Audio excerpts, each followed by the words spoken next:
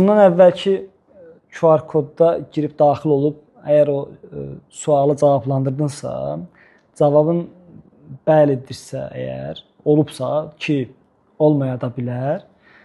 Bu hadisə baş veribsə əgər sizin də evində, uşaq vaxtınızda bu proses baş veribsə əgər, o zaman ananın bildiyi, övladın bilmədiyi səbəblər var.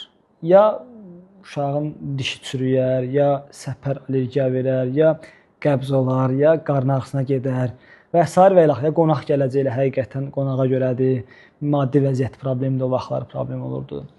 İndi sual, ana övladına nifrət edirmiş?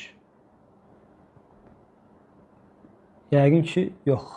Çünki ananın bildiyi, övladın bilmədiyi, dərk etmədiyi müəyyən 10 səbəb saydıq ki, 5-10 səbəb saydıq ki, bunlara görədir. Onun sağlamlığını düşünür, məhdudiyyət qoyur, disiplin yaradır. Qayğılı həyatınız da belədir.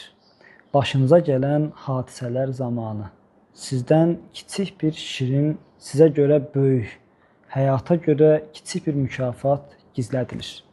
Gizlətməkdən məqsəd yaradan insanlara nifrət eləmir. Çünki onun bildiyi, bizim dərk etmədiyimiz milyonlarla səbəb var.